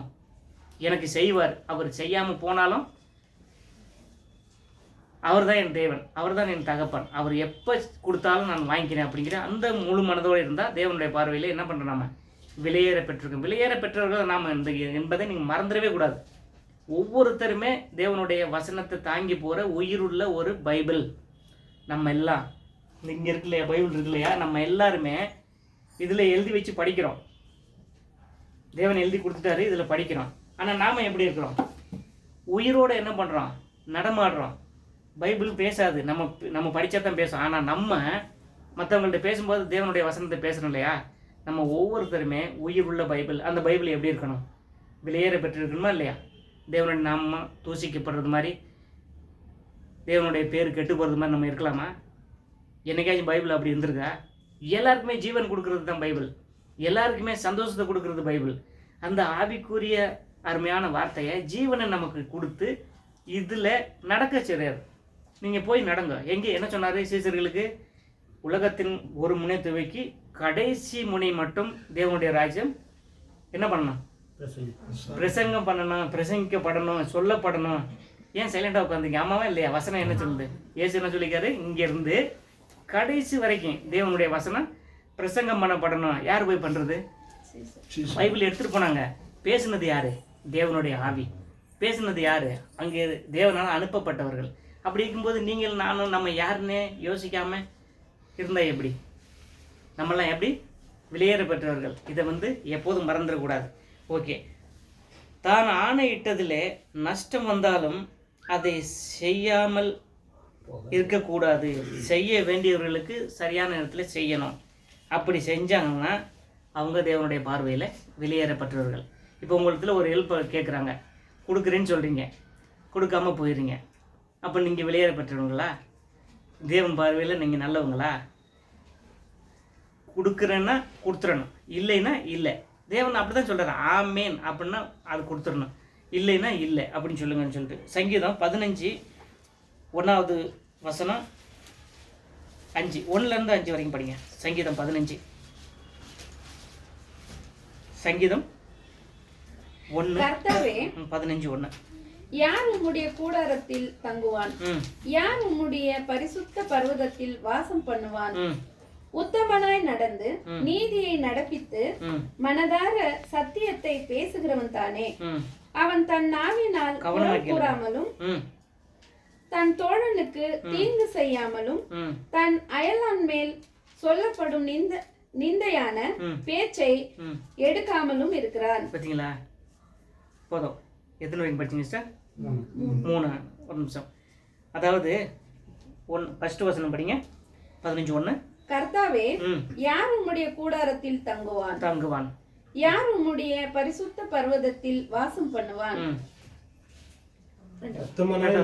உத்தமனாய் நடந்து. யாரு தங்குறது? யாரு? நம்மெல்லாம் எங்கே போய் தங்க போறோம்? பரலோகத்துல தேவனுடைய சமூகத்துல போய் தங்க போறோம். எப்படி இருந்தா போய் தங்க முடியுமா? உத்தமனாய் நடந்து நீதியை நடப்பித்து மனதார சத்தியத்தை பேசணும். மனதார பேசணும். அப்படி நம்ம கண்ணை மூணா தேவனுடைய வார்த்தை அப்படியே வரணும், தேவனுடைய ஆவியால் அப்படியே வரணும். மற்றவங்களுக்கு சொல்கிற அந்த வார்த்தை அவங்களுக்கு மனசில் ஒரு ஆறுதலை கொடுக்கணும், ஒரு சமாதான சந்தோஷத்தை கொடுக்கணும். உத்தமனாக நடக்கணும். உங்கள் நடக்கையை பார்த்து, நம்மளுடைய நடக்கையை பார்த்து என்ன பண்ணணும்? அவங்க தேவனை துதிக்கணும். அப்படின்னு நம்ம நடந்து கொண்டு வரணும். அப்படி இருந்தால் தேவனுடைய பர்வதத்தில், அவருடைய சமூகத்தில் தங்குவாங்களாம். 4வது படிங்க. ஆகாதவன் அவன் பார்வைக்கு தீழ்ப்பானவன். கர்த்தருக்கு பயந்தவர்களையோ கனம் பண்ணுகிறான். ஆணையிட்டதில் தனக்கு நஷ்டம் வந்தாலும் தவறாதிருக்கிறான். ரொம்ப முக்கியம். தேவனுடைய பிள்ளைங்க நமக்கு, தேவனுடைய பார்வையிலே வெளியேற பெற்றிருக்கிற நமக்கு என்ன நம்ம சொல்கிறோமோ அதை செஞ்சிடணும். தேவன் அதான் விரும்புகிறார். தேவன் சொன்னார், ஆதியில் என்ன சொன்னார், அதன்படியே நடக்கிறாரு. என் வார்த்தை, இந்த வானமும் பூமியும் ஒளிஞ்சு போனாலும் என் வார்த்தை ஒழியாது சொன்னார். இன்னைக்கு அப்படியே செய்கிறார். அவருடைய வார்த்தையின்படியே நடக்கிறோம்னு சொல்லிட்டு அழைக்கப்பட்டு வந்திருக்கிற நம்ம அப்படி தான் இருக்கணும். தேவன் அதில் தான் நம்மளை வெளியேற பெற்றவர்களை பார்க்குறார். இந்த உலகத்தில் உங்களை காண்கிறவர்கள் என்னை காண வேண்டும் என்று ஆண்டவராக இயேசு கிறிஸ்து எப்படி சொன்னார் இல்லையா? சொல்கிறாரா இல்லையா ஒரு இடத்துல? உன்னை காண்கிற உங்களை என்னை அதாவது உங்களை கண்டவர்கள் என்னை காணணும், உங்கள் மூலியமாக என்னை காணணும். அப்போ நம்ம எப்படி இருக்கணும்? நம்ம செய்கிற செய்கைகள், பேசுகிற பேச்சுக்கள் இதெல்லாமே தேவனுடைய நாம மகிமைக்கென்று இருக்கணும். இதில் தேவன் என்ன பண்ணுறாருன்னா பிரியப்படுறாரு. அப்போ தேவன் சொல்கிறார், நீங்கள் என்னுடைய பார்வையில் வெளியேற பெற்றிருக்கீங்க. அவருடைய பார்வையில் முதல்ல வெளியேற பெற்று நடந்தவர் ஆண்டவராகிய இயேசு கிறிஸ்து. அவருடைய பார்வையில் வெளியேற பெற்றுதான் இருந்தவரே ஆண்டவராகிய இயேசு கிறிஸ்து. அவருக்கு அப்புறமா தெரிந்து கொள்ளப்பட்டிருக்கிற நம்மை தேவன் என்ன பண்ணுறாருன்னா வெளியேற பெற்றவர்களை பார்த்து கொண்டே வர்றார். அதனால் நம்முடைய வார்த்தையிலே, நம்முடைய செய்கையில் எல்லாவற்றிலையும் என்ன பண்ணோம்? உண்மையிலே நான் ஒரு பைபிள் அப்படிங்கிற ஒரு யோசனை நம்மளை விட்டு எப்போதுமே நீங்கே போயிடக்கூடாது. வசனம் ஒரு சில நேரத்தில் நம்மளுக்கு ஞாபகம் வராமல் இருக்கலாம். ஆனால் அட்லீஸ்ட் ஒரு வசனமாச்சும் நமக்கு ஞாபகம் இருக்கு இல்லையா? ஜீவனோடு அந்த வார்த்தை வருது இல்லையா? தேவன் அதுதான் சந்தோஷப்படுறாரு. மற்ற காரியங்கள் எல்லாம் நம்மளுக்கு வீண். இந்த உலகத்தில் இருக்கிற எந்த ஒரு காரியமுமே நம்ம வீணான காரியம். ஆனால் தேவனுடைய வார்த்தையை மட்டும் நம்ம பேசுறதில்ல, செய்யறதில்ல. அதன்படி செய்கிற காரியத்தில் நம்ம எப்போதுமே தேவன் நம்மோடு இருக்கிறாங்கிறத மறந்துடக்கூடாது. நம்முடைய வழிகள் தேவனுக்கு பிரியமாக இருக்க வேண்டும். இருந்தால் அது தேவனின் பார்வையிலே வெளியேறப்பட்டது. நம்முடைய வழிகள்னால் என்ன? செய்கிற வேலைகள். நான் இங்கே போகிறேன், நான் இப்படித்தான் இருப்பேன் அப்படிங்கிற அந்த வேலைகள் கரெக்டாக இருக்கணும். பாஸுக்கிட்ட வர்றேன்னு சொல்லிட்டேன்னா வந்துடணும். இல்லை இன்னைக்கு வரமாட்டேன் அப்படின்னா தொந்தரவு இல்லை. அவரோட அனுமதியோடு நம்ம போகாமல் இருக்கலாம். அதே மாதிரி தேவன் என்ன எதிர்பார்க்குறாருன்னா நம்முடைய எல்லா வழிகளையுமே சீர்தூக்கி நடக்கும்படி செய்கிறார். நம்ம தான் அதில் நடக்கணும். தேவன் இருக்கிறார் நம்ம கூட. தம்முடைய வழிகளை தேவனுக்கு முன்பாக பிரியமாக இருக்க வேண்டும். இருந்தால் தேவனுடைய பார்வையிலே வெளியேற பெற்றது. நீதிமொழிகள் 16:7. நீதிமான் என்ன சொல்கிறாரா? ஆணையிட்டதில் நஷ்டம் வந்தாலும் சொன்னதில் செய்யணும். அதை நம்ம நீதிமான் படிங்க. ஒருவனுடைய வழிகள் கர்த்தருக்கு பிரியமாயிருந்தால் அவனுடைய சத்துருகளும் அவனோட சமாதானமாகும்படி செய்வார். பார்த்தீங்களா? நம்மளுடைய வழி எப்படி இருக்கணும்? பிரியமா இருக்கணும். யாருக்கு? தேவனுக்கு பிரியமா இருந்துச்சுன்னா எல்லாத்தையுமே பிரியமா பண்ணிடுவார் அவர். வழிகள்னா எதை சொல்றாரு? நம்மளுடைய செயல்பாடுகள் எல்லாமே அதில் வந்துடும். கரெக்டுங்களா? நம்ம வேலை செய்கிறது உண்மையாக செய்யணும். தேவன் நம்மோடு இருக்கிறாருங்கிறது, பக்கத்தில் இருக்கிறாரு, நம்மள்ட்ட இருந்து பேசிக்கிட்டு இருக்காரு, பார்த்துக்கிட்டு இருக்காங்கிற அந்த பயத்தோடு எந்த வேலையுமே செஞ்சாலும், எந்த பேச்சு பேசினாலும் அது தேவனுக்கு வெளியேற பெற்றுதான் இருக்கிறார். இந்த விஷயத்தில் நம்ம கவனமாக இருக்கணும். அவருடைய வழிகள், நம்மளுடைய வழிகள் அவருக்கு பிரியமாக இருக்கணும். பைபிளில் 2-3 பேர் இல்லை, நிறைய பேருடைய வழிகள் தேவனுக்கு பிரியமாக இருந்தது. முதலாவது யாருடைய வழி? நோவா சொல்கிறார் இல்லையா? நோவாவோட வழி பிரியமாக இருந்ததுனால அவர் என்ன பண்ணுறாரு? ஒரு பேழையை கட்டு அப்படின்றாரு. அடுத்தது நோவாவுக்கு நெக்ஸ்ட்டு யாராவது வருது? எப்படி இருந்ததுல இவங்கெல்லாம் நம்மளுக்கு ஒரு எடுத்துக்காட்டாக இருக்கிறாங்க. அவங்களோட வழி பிரியமாக இருந்ததுனால தான் அவங்களுக்கு அந்தந்த இதை கொடுக்குறாரு, ஸ்தானத்தை கொடுக்குறாரு தேவன். அப்புறமா யோசேப்பு, மோசே, இப்படி சொல்லிக்கிட்டே போகலாம். இப்போ இவ்வளோ பேர் இருந்ததுக்கு அவங்க பேரெல்லாம் வேதத்தில் எழுதி வச்சுக்கார் இல்லையா? நம்ம பேர் எழுதாமல் இருப்பார் தேவன்? கண்டிப்பாக செய்வார். இதுதான் அந்த நம்பிக்கை, அதான் நம்ம அந்த விசுவாசம், அதில் தான் நம்ம வந்திருக்கோம். இது தேவனுக்கு பிரியமானது, வெளியேற பெற்றது. இதை சாதாரண மனுஷங்கள யாரும் செஞ்சதில்லை இல்லையா? அவருடைய ஆவியை கொடுத்து செய்ய வைக்கிறாரு. அதனால தேவன் என்ன பண்ணுறாரு? அவங்கள ஒரு உயர்ந்த ஸ்தானத்தில் கொண்டு வந்து வச்சுக்காரு. வெளியேறப்பட்டதை அடைய முழு மனதோடு பாடுபட வேண்டும். அதாவது அவருடைய அந்த அழைப்புக்கு பரலோகத்துக்கு நம்ம போகிறதுக்கு அழைக்கப்பட்டிருக்கிறோம். விலையேற பெற்றதை நமக்குள்ளே கொடுத்துருக்காரு. அதை அடையணும்னா ஆண்டவராக இயேசு கிறிஸ்து எவ்வளோ கஷ்டப்பட்டார், எவ்வளோ முழு மனதோடு பாடுபட்டார், எவ்வளோ நிந்தைகள், பிரச்சனைகள், எவ்வளோ. அப்போஸ்தலர் பவுல் பார்த்தீங்களா, எல்லா விதமான கஷ்டப்பட்டிருக்கோம். ஆண்டவராக இயேசு கிறிஸ்துவ பார்த்தீங்கன்னா அவர் படாத பாடுகளே இல்லை. அதாவது வசனத்தில் எபிரேயரில் சொல்கிறார் இல்லையா, அவர் மனுஷ குமாரனாக இருந்தும் பட்ட பாடுகள்னாலே கீழ்ப்படுதலை கற்றுக்கொண்டு எப்படி சொல்கிறாரு, அடிமையின் ரூபம் எடுத்து எல்லாவற்றிலையும் சோதிக்கப்பட்டாராம். நம்மளை விட அதிகமாக சோதிக்கப்பட்டாரா, நம்மை போல சோதிக்கப்பட்டாரா? நம்மளை விட அதிகமாக சோதிக்கப்பட்டிருக்காரு. நம்ம என்ன சோதனைக்கு உட்பட்டோம் நம்ம? ஆனால் தேவன் சொல்கிறாரு உங்களை மாதிரி அவளும் சோதிக்கப்பட்ட. அங்கே கூட தேவன் என்ன பண்ணுறார், நம்ம கூட அவரை கம்பேர் பண்ணுறாரு, நம்ம கூட சேர்த்துக்கிறார், அவரை தனியாக பிரிச்சுட்டு காமிக்கிறாரு. ஆனால் உங்களை மாதிரி அவரையும் சோதிக்கப்பட்டிருக்காங்களே. இப்போ நீங்கள் என்ன பண்ணுங்கள், சோதனைக்கு உட்படுங்க. முழு மனதோடு பாடுபடணும். முழு மனதோடு இயேசு பாடுபட்டார் இல்லையா? எங்கேயுமே அவர் முறுமுறுத்துக்கிட்டு அவரை அடிக்கும் போதும், அவரை தலையில் குட்டும் போதும், தாடியை பிடிச்சி இழுக்கும் போதும் முழு மனதோடு ஒப்பு கொடுத்தாரு. அடிக்கப்படுற ஆடை போல போனார்னு சொல்கிறாங்க இல்லையா? அது சாதாரண விஷயமா? அவ்வளோ பேர் மத்தியில் முழு மனதோடு பாடுபட்டார். இன்னைக்கு பிதாவின் வலது பக்கத்தில் போய் நித்திய ஜீவனோடு இருக்கிறார் அவர். அந்த நித்திய ஜீவன் தான் விலையேற பெற்றது. அந்த நித்திய ஜீவனுக்கு நம்மளுக்கு கொடுக்குறதுக்கு தான் என்ன பண்ணுறாரு, இந்த விலையேற பெற்றதை நம்ம உயிரோடு இருந்து என்ன பண்ணுறோம், எல்லாருக்கும் சொல்லிக்கிட்டே வர்றோம். இந்த புது வருஷத்தில் நம்மளை தேவன் என்ன பண்ணிக்காரு, நன்மையால் முடிசூற்றுங்கிற வசனம் இருக்குது. அவருடைய பாதை நெய்யாய் பொழிகிறதா. எப்படி இருக்கு நெய் போட்டு சாப்பிட்டீங்களா, சாப்பாட்டில் எப்படி இருக்கும்? எல்லாருக்கும் பிடிக்கும். எல்லாரும் நெய் பிடிக்காதவங்க யாராச்சும் இருக்கீங்களா? அப்படி தேவன் என்ன பண்ணுறார், அவ்வளோ மனமாக இருந்துச்சா இயேசு கிறிஸ்துவோட அந்த நடைமுறைகள். அவர் எதையுமே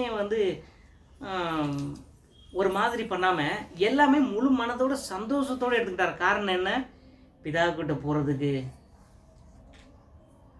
போய் அதை அடைஞ்சிட்டாரே, அவரை அடையிறது போல நம்மளும் அடைய வேண்டும் என்று என்ன பண்ணுறாரு, பொறுமையோடு காத்திருக்கிறாரு. அவருக்கு வந்த அவமானம், அவருக்கு இயேசு தனக்கு முன் வைத்திருந்த சந்தோஷத்தின் பொருட்டு அவமானம், சிலுவையை சகித்து இதெல்லாம் சகித்துக்கிட்டே வந்தார். அதனால என்ன பண்ணாரு, பிதா கிட்ட போயிட்டாரு. இங்கே அப்போஸ்தலர் என்ன அப்போஸ்தலருக்கு போல நாமளும் மாற முடியும், இயேசு போல மாற முடியும். இயேசு கிட்ட போகிறதுக்கு முன்னாடி அப்போஸ்தலர் மாதிரி மாறி அப்புறமா என்ன பண்ணணும், நம்ம ஆண்டவராக இயேசு கிறிஸ்துக்கிட்ட போகணும். அப்போஸ்தலர் எப்படி பாடுபட்டாங்க, எவ்வளோ கஷ்டப்பட்டாங்க. அவங்களுக்கு அந்த விலையேற பெற்றதை என்ன பண்ணாங்க, தேவன் வெளிப்படுத்தினார், நம்மளுக்கும் வெளிப்படுத்தியிருக்கிறாரு. அவங்க எல்லாவற்றையுமே செய்து முடித்து என்ன பண்ணாங்க, அவங்களுக்கு ஒரு நல்ல பொக்கிஷத்தை தேவன் என்ன பண்ணுறாரு, வச்சிருக்கிறாரு. அதே போல் நமக்கும் வைக்கிறார். அதனால் அப்போஸ்தலர் போல் நம்மளும் அநேக பிரச்சனைகள் வரும், துன்பங்கள் வரும், அநேக விதமான நிந்தையான பேச்சுக்கள் வரும். குடிச்சிட்டு பேசுகிறாங்கன்னு சொன்னாங்க பேசும்போது, பேதுருலாம் பேசும்போது இல்லை, அப்படிப்பட்ட பேச்சுக்கள் வரும்போது நம்ம என்ன பண்ணோம், உயிருள்ள பைபிள் நானா அப்படிங்கிறத மறந்துடக்கூடாது. நீங்கள் பேசுகிற மாதிரி நடக்கிறது இல்லை பிரதர் அப்படின்னு சொன்னால் கூட, நீங்கள் ஏன் என்னை அப்படி சொல்கிறீங்க, நான் நடக்கிறேன் அப்படின்னு சொல்லிட்டு போகக்கூடாது. ஆமாம் பிரதர், சரி, தேவன் என்னோட கூட இருக்கிறாரு, உங்கள் கூட இருக்கிறார், அதனால் நீங்கள் உங்களுக்கு எப்படி தோணுதோ அப்படி நீங்கள் நடந்துங்க. ஆனால் தேவன் ஒரு நாள் என்ன பண்ணார், உங்களை கண்டிப்பாக உங்களுக்கு வெளிப்படுத்துவார் அப்படின்னு சொல்லிட்டு நம்ம போயிடணும். அதாவது நாம் எப்படி இருக்கிறோன்னா, விலையேற பெற்ற ஒரு மாளிகையாக இருக்கிறோம். பரிசுத்தவான்களுடைய ஒரே நகரத்தாரும் தேவனுடைய வீட்டாருமாக இருந்து அப்போஸ்தலர்கள், தீர்க்கதரிசிகள் என்பவர்களுடைய அஸ்திபாரத்தின் மேலே கட்டப்பட வேண்டும். கல்லெல்லாம் ரெடியாக இருக்குது, எல்லாம் நம்மளோட ஜீவன் உள்ள கற்களாக தேவன் என்ன பண்ணிக்கிறார், செதுக்கிட்டே வர்றார்.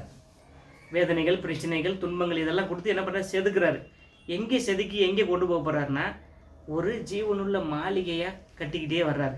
அந்த மாளிகையில் இணைக்கப்படணும்னா என்ன பண்ணணும், அடிக்கணும்ல கல், செதுக்கி கொஞ்சம் கொஞ்சமாக சேர்க்கணும். ஒருத்தரோட ஒருத்தர் பிரச்சனைகள் வரும்போது என்ன பண்ணுறான், சேர மாட்டேங்கிறான்.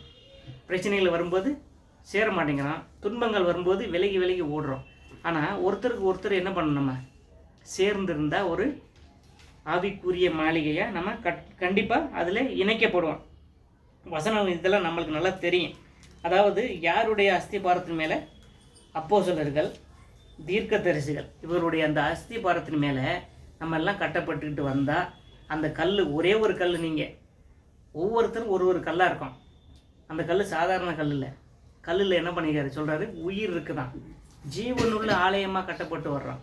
இந்த உயிருள்ள ஆலயத்தில் தேவன் என்ன பண்ணார், பைபிளையே வச்சிருக்கிறார்.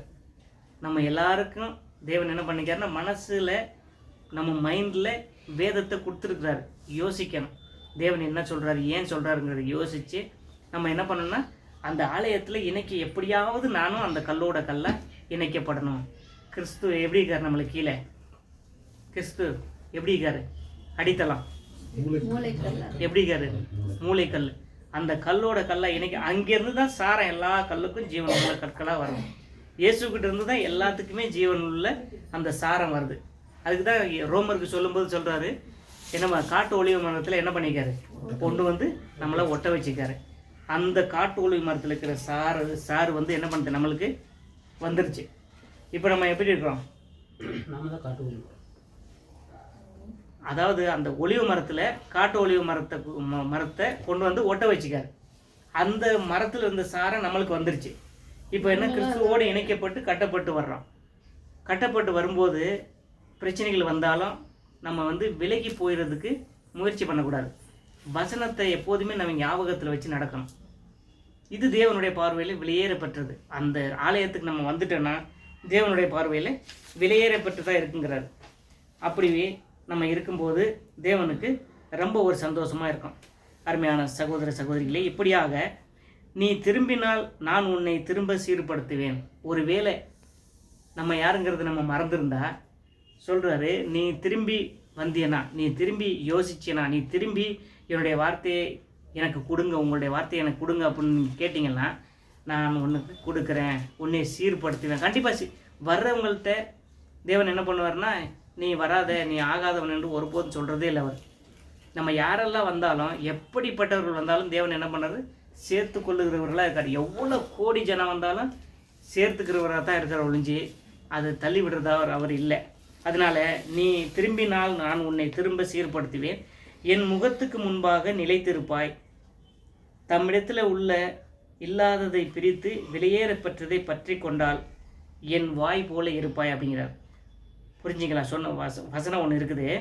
இப்படியாக நீ திரும்பினால், நம்ம யாருங்கிறத நம்ம மறந்து ஒரு வேளை போயிருந்தா, இந்த புதிய வருஷத்தில் நம்ம யாருங்கிறத நம்ம மறந்து போயிருந்தா, வேத வசனத்தை படித்து அதன்படி நடக்கிறதுக்கு நாம் முயற்சி பண்ணி தேவன் என்ன பண்ணுறாருன்னா, அப்படி வர்றும்போது நான் உன்னை திரும்பி கொண்டு வர்றேன், நீ என்கிட்ட வர்றதுக்கு விரும்புகிற இல்லையா, நான் உன்னை திரும்பி கொண்டு வரேன், நீ போன பாதையை மாற்றி என்னுடைய வழிக்கு கொண்டு வந்து நீ என் முகத்துக்கு முன்பாக நிலைத்திருப்பாய். நீ வந்தியன்னா என் முகத்துக்கு முன்பாக நிலைத்திருப்பாய். மோசையை கூப்பிட்றாரு, மலை மேலே கூப்பிட்றாரு. அப்போ போகிறாரு, சில்பர் போட்டு போகும்போது என்ன பண்ணுறாரு, நீ உன் பாதரட்சியை அங்கே கழட்டி போட்டு மேலே வா, நீ நிற்கிற இடம் பரிசுத்தமானதுங்க. அவர் வாபஸ் ரிட்டர்ன் வரும்போது அவன் முகம் எப்படி இருக்குது, முகம் எவ்வளோ பிரகாசமாக இருந்துச்சுன்னா, அங்கே இருந்தவங்க இவரோட முகத்தில் இருக்கிற பிரகாசம் அவங்க மேலே பட்டு அவங்களுக்கே கொஞ்சம் முகம் பிரகாசமானது மாதிரி இருக்குது. அங்கே இருந்த ஜனங்களுக்கு மோசையோட முகத்தில் இருந்த பிரதிபலிப்பு, மோசை முகத்தை பார்க்க முடியலையா. தேவனுடைய வசனம் அப்படி, வார்த்தை அப்படி, தேவனுடைய செய்கைகள் எல்லாமே எப்படி இருக்கும், நல்லதாகவே இருக்கும். அதனால் என் முகத்துக்கு முன்பாக நிலைத்திருப்பாய், உன்கிட்ட இருக்கிற தேவையில்லாததை நீ எடுத்து போட்டுட்டு வந்தீன்னா வெளியேற பெற்றதை பற்றி கொண்டால், உன்னிடத்தில் நம்மக்கிட்ட அநேக விதமான குறைபாடுகள் இருக்குது, இல்லைன்னு சொல்லலை. ஆனால் என்ன குறை எங்கிட்ட இருக்குங்கிறத நம்ம என்ன பண்ணணும்னா தினந்தோறும் ஆராய்ச்சி பண்ணி பார்க்கணும். எப்படி ஆராய்ச்சி பண்ணுறது, வேத வசனத்தை படித்தா தான் தெரியும். வசனம் இருக்குது நம்மக்கிட்ட, திடீர்னு ஒரு வசனம் யாகம் வரும் நீதிமொழிகளில், திடீர்னு ஒரு வசனம் சங்கீதத்தில் யாகம் வரும். அப்போது இப்போ இந்த வசனம் என்ன சொல்லுது, எனக்கு என்ன சொல்லுது அப்படின்னு சொல்லிட்டு நம்ம யோசனை பண்ணும்போது நம்ம யாருங்கிறது, நம்ம என்ன பண்ணிகிட்டு இருக்கோங்கிறத காமிக்கும். அப்போ அதிலிருந்து இது எங்கிட்ட இந்த தப்பு இருக்குது, இந்த பாவம் இருக்குது, இந்த கோபம் இருக்குது, இந்த அநியாயம் இருக்குது அப்படின்னு சொல்லிட்டு நம்ம பிரிச்சுட்டோம்னு வச்சுங்களேன். அப்போ தேவன் என்ன பண்ணுறாருன்னா அவருடைய வசனங்களை அதிகமாக கொடுத்து அவருடைய வாயாகவே மாற்றிடுவார். அவருடைய வாயில் என்ன வரும், தேவனுடைய அவருடைய சத்தியம் தான் வரும். அவருடைய வாயை போலவே நம்மளை மாற்றிடுறாராம். அப்போ நம்ம வாயை திறந்தா, நம்ம வாயை திறந்து என்ன பேசினாலும் எப்படி இருக்கும், மற்றவங்களுக்கு ஆறுதலாக இருக்கும். தேவன் என்னைக்காச்சும் ஆறுதல் இல்லாமல் யார்கிட்டையும் பேசியிருக்காரா? அவர் சொன்னதை கேட்காம போனதுக்கப்புறம் என்ன பண்ணுவார்? தேவன் தண்டிக்கிறார். ஆனால் அவர் சொல்லும்போது கேட்டவங்களை ஒருபோதும் தண்டித்ததே இல்லை. அவர் சொல்லும்போது கேட்டு அதுக்கு செவி கொடுத்து அதன்படி நடந்தவங்களை அவர் என்ன பண்ணார்? தண்டிக்க மாட்டார். அவர் ஒருவேளை அவங்க கேட்காம போகும்போது தண்டிப்பார். மனம் திரும்பி வரும்போது நான் உன்னை சேர்த்துக்கொள்வேன், நீ என்னுடைய வாயாக இருப்பாய். எரேமியா 15:19 படிங்க. எரேமியாவில் சொல்கிறாரு, நீ விலையேற பெற்றதை பற்றி கொண்டால் என் வாய் போல இருப்பாய். விலையேற பெற்றதை பற்றி கொள்ளணும்னா இந்த தேவனுடைய வார்த்தை வசனம், இதை நீ பற்றிக்கோ. அப்போது நீ என்ன பேசினாலும் நான் பேசுறது மாதிரி இருக்கும், தேவன் பேசுறது மாதிரி இருக்கும் அப்படிங்கிறார். எரேமியா 15:19. இது நிமித்தம் நீ திரும்பினால் நான் உன்னை திரும்ப சீர்படுத்துவேன், என் முகத்துக்கு முன்பாக நிலைத்திருப்பாய். நீ தீழ்ப்பானதில் நின்று விலையேற பெற்றதை பிரித்தெடுத்தால் என் வாய் போலிருப்பாய். நீ அவர்களிடத்தில் திரும்பாமல் அவர்கள் உன்னிடத்தில் திரும்புவார்களாக என்று கர்த்தர் சொல்லுகிறார். தீர்ப்பானதுன்னா நம்மள்ட்ட இருக்கிற தேவையில்லாததை இதை பிரிச்சுட்டு விலையேற பெற்றதை பற்றிக்கோ, அப்பொழுது நீ என்னுடைய வாய் போல இருப்பாய். அவருடைய வாய் என்னெல்லாம் நன்மைகளை பேசுதோ அது மாதிரி நாமளும் இருப்போம். இந்த புதிய வருஷத்தில் தேவன் என்ன பண்ணுறாருன்னா, அவர் ஒரு விலையேற பெற்றதை நம்மளுக்கு கொடுத்துருக்குறாரு. நம்ம அதை மறந்துட்டு எல்லாரும் போல நம்மளும் கொஞ்சம் யாவும் இருக்குது, மிச்சதெல்லாம் மறந்துட்டு நம்ம சொந்த வேலைகளை செஞ்சிட்ருக்கோம். ரைட். ஆனால் எல்லாவற்றுக்கும் முக்கியமாகவே நான் ஒரு விலையேற பெற்றவன், தேவனால் அழைக்கப்பட்டிருக்கிறேன். தேவன் எனக்கு ஒரு சத்தியத்தை கொடுத்துருக்காரு. தேவன் என்னை கூட்டி வந்தது இங்கே இல்லை, நான் போகிறது இடம் பரலோகம், எனக்காக எல்லாமே தேவன் என்னை செஞ்சு வச்சிருக்கிறாரு அப்படிங்கிறத நம்ம மறந்துட்டு மறக்கக்கூடிய சூழ்நிலை நிறையா வருது. வேலையில், வீட்டில், வெளியில், எங்கே போனாலும் பிரச்சனை. இப்படி தான் சாத்தான் என்ன பண்ணுவார்னா, அநேகரை சோதிப்பாங்க. எப்போ தேவன்கிட்ட போகக்கூடாதுங்கிறது அவர் என்ன பண்ணுறாரு? நம்மளை வழிகளுக்கு போகும்படி செய்கிறார். தேவன் என்ன பண்ணுறாரு? அவருடைய வார்த்தையை கொடுத்து அதன்படி ஜெயிக்கும்படி செய்கிறார். ஜீசஸ்கிட்ட அதே நடந்தது. ஜீசஸ் என்ன பண்ணுறாரு? ஜெயிச்சார் எல்லாத்துலேயுமே. அது மாதிரி அவரை நம்மளுக்கு முன்மாதிரியாக வச்சிருக்கிறாரு. நம்ம யாருங்கிறது நம்ம மறந்துட்டு எங்கேயுமே சுற்றி தெரியாமல் நம்மளுடைய உயிருள்ள நம்ம ஒரு பைபிள், இந்த பைபிளை எடுத்துக்கு போனாலும் சரி, வீட்டில் வச்சுட்டு போனாலும் சரி, வசனம் எப்படி இருக்குது நம்மள்கிட்ட? நம்மக்கிட்டே வருது இல்லையா வார்த்தை? இப்போ யோசிக்கிறோம், நம்ம யோசிக்கிறோம். சில நேரங்களில் யாரையாச்சும் பார்க்கும்போது அவங்கள்ட்ட வசனத்தை சொல்கிறோம். அப்போது நம்ம ஒரு பைபிளாகவே மாறிடணும். நம்ம தேவனுடைய ஆவியில் நிறைஞ்சிருக்கிறோம். அப்போது தேவன் நம்மளை எப்படி பார்க்குறாருன்னா, ஒரு விலையேற பெற்றவர்களாக பார்க்குறாரு. இந்த விலையேற பெற்ற முத்தைத்தான் நம்ம என்ன பண்ணி கண்டுபிடிச்சி வந்திருக்கிறோம். மறைஞ்சி இருந்தது, இப்போ நம்மளுக்கு என்ன பண்ணிட்டாரு? இந்த முத்தை காமிச்சிட்டாரு. அதில் முத்தை நம்ம எடுத்துக்கிட்டு என்ன பண்ண போகிறோம்? இப்போ பரலோகத்தில் போக போகிறோம். முத்து நமக்கு வேணும், விலையேற பெற்றிருக்காது. அதனால தான் ஒருத்தர்கிட்ட ஜீசஸ்கிட்ட பேசும்போது சொல்கிறாங்க இல்லையா, பசி இருக்கும்போது எங்கே லாசர்கிட்ட யார் பேசுகிறாங்க இல்லையா, பண்டிகை முன்னாடி எங்கே போடக்கூடாது. அந்த மாதிரி ஏன் முத்துக்களை போடக்கூடாதுன்னா எல்லா இடத்துலையும் போடக்கூடாதுன்னு சொன்னார். ஆனால் இப்போது நம்ம ஆவிக்குரிய சகோதரராக இருக்கும்போது நம்ம என்ன பண்ணோம்? ஒருத்தருக்கு ஒருத்தர் இந்த முத்துக்களை பகிர்ந்து கொள்ளணும். மறந்துடுறோம். சில நேரத்தில் முத்து இருக்கிறதே நம்மள்கிட்ட மறந்துடுறோம். ஆவியின் கனிகளையே நம்ம மறந்துடுறோம். அப்படி இல்லாதபடியே என்ன பண்ணுறாருன்னா, அவர் எதிர்பார்க்குற அந்த விலையேற பெற்றவர்களாக நம்ம என்ன பண்ண தொடர்ந்து இருக்கணும்.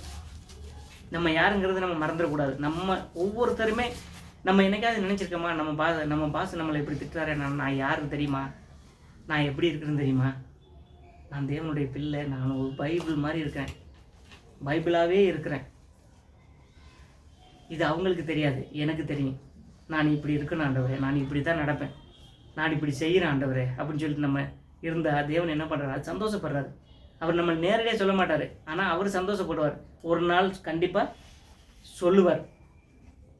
அவருடைய சமூகத்தில் நம்ம போய் நிற்கும்போது கண்டிப்பாக சொல்லுவார். என் தாசனாகி யோபுவை பார்த்தியா எப்படி சொல்கிறாரு, என் தாசனாகிய சகோதரர்களை பார்த்தீங்களா அப்படின்னு கேட்பார்.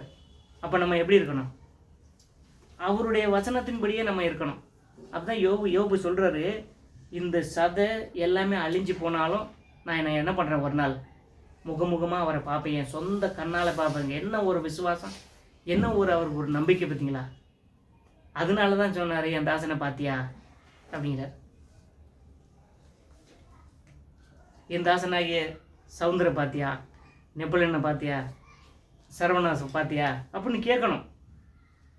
சத்யராஜ சகோதரரை பாத்தியா அப்படின்னு கேட்கணும் தேவன். அப்போ அவர் கேட்டார்னா நம்ம எப்படி இருக்கிறோம் அப்படிங்கிறது நம்மளுக்கு நல்லா தெரியும். நம்ம என்ன பண்ணுறோம், வளர்ந்துருக்கோம், ஜீவனோடு இருக்கோம், நம்ம வெளியேற பெற்றதை தாங்கி நடந்துக்கிட்டே இருக்கோம். அதான் நீதிமான் என்ன பண்ணுறோம், சொன்னதில் நஷ்டம் வந்தாலும் அந்த கடமையை கரெக்டாக செய்யணும். அவர் தான் நீதிமான் அப்படிங்கிறார். தனக்கு நஷ்டம் வந்தது, 1000 ரூபா கொடுக்குறேன்னு சொன்னேன், 1500 ரூபா கேட்குறாரு. இப்போ பரவாயில்ல, நஷ்டம் வந்ததா, தேவன் என்ன பண்ணுறாரு, நம்மளுக்கு சரி பண்ணுவார். ஆனால் நம்ம சொன்னதில் ஒருபோதும் பின் வாங்கிடக்கூடாது, இல்லைன்னு சொல்லிடக்கூடாது. நான் அன்னைக்கு சொன்ன பிரதர் இன்னைக்கு ஆகாது அப்படின்னு சொல்லிடக்கூடாது. அதுதான் தேவன் வெளியேறப்பட்டதை பார்க்குறாரு. ஒருத்தருக்கு ஒரு இடத்துல ஒரு வஸ்திரத்தை கேட்டால் என்ன பண்ண, எல்லாத்தையும் அங்கேயே எல்லாத்தையும் கழட்டி கொடு அப்படிங்கிறாரு. அதுதான் தேவன் விரும்புகிறாரு. அதுதான் வெளியேறப்பட்டதை பார்க்குறாரு. பாதி வச்சுக்கிட்டு பாதி கொடுக்குறது அனனியா சஃபரியா யார் பண்ணாங்களே, அந்த மாதிரி இருந்தால் தேவன் என்ன பண்ணுறாரு, பிடிக்காது. அது வெளியேறப்பட்டது இல்லை. நம்மளுக்கு தேவன் கையில் வெளியேறப்பட்டதை கொடுத்துருக்காரு, காமிச்சிருக்கிறாரு. யாருக்குமே தெரியாது இந்த பொக்கிஷம் எப்படி இருக்குதுன்னு சொல்லிட்டு. இந்த பொக்கிஷம் நம்மளுக்கு காமிச்சிருக்கிறாரு. அதனால இந்த பொக்கிஷத்தை நம்ம என்ன பண்ணோம், உயிருள்ளவர்களாய் நடந்து கொண்டே எல்லாருக்கும் என்ன பண்ணுவோம், சாட்சியாக மாறுவோம். இந்த வெளியேற பெற்றதை எல்லாருக்கும் தெரியப்படுத்துவோம், வெளிப்படுத்துவோம். தேவன் இந்த வார்த்தைகளை ஆசீர்வதிப்பாராக. ஆமென்.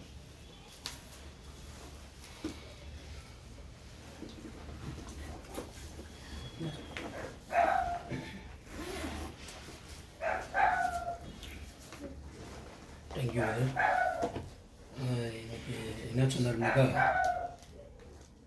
விலை உயர்ந்த ஒரு முத்தை நம்ம தேடுறோம். நம்ம இதுக்காக அப்படின்னாக்கா, நம்மளுக்குள்ளே இருக்கிற ஆசைகளை நம்ம வெறுத்தா தான் நம்ம கிறிஸ்துக்குள்ளே நிலைச்சு நிற்க முடியும்.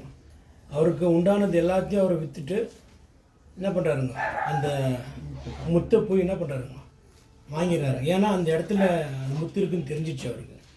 நம்ம வந்து ஞானஸ்தானம் எடுத்துருக்குறோம், கிறிஸ்துக்குள்ளே வந்திருக்கிறோம், கிறிஸ்துவ அறிஞ்சிருக்கிறோம். நம்மளுடைய வழிகளை நம்ம சீர்படுத்தணுங்க. எதுக்காகனாக்கா, இப்போ 2023 போச்சு, 24 வந்துச்சு, 25 வந்துடுச்சுங்க. இன்னொன்று நம்மளுடைய வழிகள் எப்படி இருக்குது அப்படின்றத நம்ம சீர்படுத்தி பார்க்கணுன்றதுக்காக சொல்கிறாருங்க. நீ மனம் திருந்தி மறுபடியும் வந்தீனாக்கா நான் உன்னை பிரகாசிக்க வைக்குவேன்றாரு. நீ மனம் திருந்தாத போயிட்டினாக்கா அந்த ஒலிவ மரத்துலேருந்து நம்மளை என்ன பண்ணிடுவாருங்க, எடுத்து போட்டுருன்றாரு.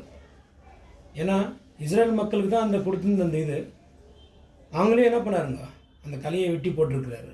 நம்மளை வந்து காட்டில் இருந்த ஜனங்க, நம்ம காட்டு ஒலிவ மரமாக இந்த நம்மளை கொண்டு வந்து அந்த இடத்துல ஒட்ட வச்சுருக்கிறாரு. அப்போ அந்த ஒட்ட வச்சுருக்கும் போது நம்ம வந்து நான் யோசனை பண்ணோம், எதுக்காக அப்படின்னா, வேறு தான் என்ன பண்ணிக்குதுங்க, கலையை தாங்கி கொண்டு இருக்குது. கலை வந்து வேறு தாங்கலை. நம்ம சும்மா மேலே இருக்கிறோம், காற்று ஜோரம் அடித்தா நம்ம கீழே விழுந்துருவோம் நம்ம. அதனால் நம்ம இருக்கிற நிலையை நம்ம கெட்டியாக பிடிச்சி கொண்டு அவருடைய வழியில் நம்ம போகணும். எதுக்காக நான் இயேசுக்கு சொல்லியிருக்கிறாரு, நான் போய் உங்களுக்கு ஒரு இடத்த ஆயத்தம் பண்ணுறேன், நீங்கள் வாங்கன்னு இருக்கிறாரு. அப்போது நம்மளுக்கு மாதிரி அவருக்கும் அதே அநேக சோதனைகள் கஷ்டங்கள் எல்லாம் வந்திருக்குதுங்க. அவர் சகிச்சார். எதுக்காகனா, தனக்கு முன்னாடி இருந்த சந்தோஷத்தை மட்டும்தான் பார்த்தாரு, அவமானத்தையும் இந்த சிலுவை மரணத்தையும் அவர் பார்க்கலங்க. அப்போ என்ன அப்படின்னா, அந்த சந்தோஷத்தை மட்டும் என்ன, அது சந்தோஷம்னா பிதாவுடைய வலது பக்கத்தில் உட்கார போகிறோம் அப்படின்னாருங்க. அவமானப்பட்டார், அவரை திட்டினாருங்க, கொட்டினாங்க, காரி துப்புனாங்க, அவரை அடித்தாங்க, கேலி பண்ணாங்க, அவரை அவமானப்படுத்தி அவரை நிர்வாணம் ஆக்குனாங்க. ஆனாலும் அதெல்லாம் கவலைப்படலைங்க. தேவனுடைய வார்த்தைக்கு செவி கொடுத்து அவர் சொன்னபடி நடந்தார். அப்புறம் தேவன் என்ன பண்ணாருங்க, அவருடைய நாமத்தை உயர்த்தினாருங்க. வானம், பூமி, காற்று, கடல், மலைகள், குண்டுகள், ஜனங்கள் எல்லாமே இயேசுடைய நாமத்தை கேட்டால் என்ன பண்ணணும், முடங்கால் இடணும். அந்த மாதிரி தேவன் என்ன பண்ணிட்டாருங்க, உயர்த்திட்டார். அப்போ நான் என்னன்றேன்னா, நீங்கள் நம்ம புது வருஷம் வந்திருக்குது, நம்ம மனம் திருந்தணும். நீ திரும்பி வந்தீங்கன்னா நான் ஒன்று பிரகாசிக்க வைக்குவேன்னு சொல்கிறாருங்க. நம்மளுக்குள்ள இருக்கிற சில குறைகளை நம்ம தான் என்ன பண்ணிக்கணும், சீர்படுத்திக்கணுன்றதுக்காக தேவன் இன்றைக்கி அருமையான வார்த்தைகளை பேசியிருக்கிறார். அந்த வார்த்தைகளுக்கு நம்ம செவி கொடுத்து நம்ம நடந்தாக்கா நம்ம வாழ்க்கை கிறிஸ்துவை போல பிரகாசமாக இருக்கும். பைபிள் அநேக சகோதரங்களுக்கு நம்மளுக்கு முன்னோடியாக இருக்கிறாங்க. அப்ரஹாம்லேருந்து நம்ம நோவாலேருந்து எல்லாம் பார்த்தாக்கா நம்மளுக்கு முன்னோடியாக இருக்கிறாங்க. எதுக்காகனா உங்களாலேயும் முடியும் அப்படின்னு நீங்கள் செய்யுங்கன்றதுக்காக நம்மளுக்கு ஒரு அடையாளத்தை காமிச்சிருக்கிறாருங்க. அதுக்காக நம்ம தேவனுக்கு நன்றி சொல்வோம். கடைசி ப்ரேயரு நம்ம ஜான் பாஸ்கர் பிரதர் பண்ணுவாருங்க.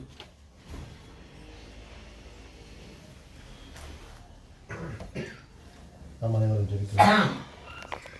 எங்களை அழைப்பதில் உங்களுக்கு போடாத இது இந்த அருமையான மாலைகளுக்காக நன்றி தகப்பனே. இதை எங்களை அனைவரையும் ஒன்று கூட்டி உமது வெளியேறப்பட்ட கிருபை செய்து நன்றி. மட்டுமாய் ஆண்டவராக இயேசு கிறிஸ்து மூலமே எங்களை பாதுகாத்து வழிநடத்தி வந்த கிருபைக்காக நன்றி தகப்பனே. அப்பா பிதாவே, இது நாங்கள் இங்கு வெறும் குறமாக வந்தோம் தகப்பனே.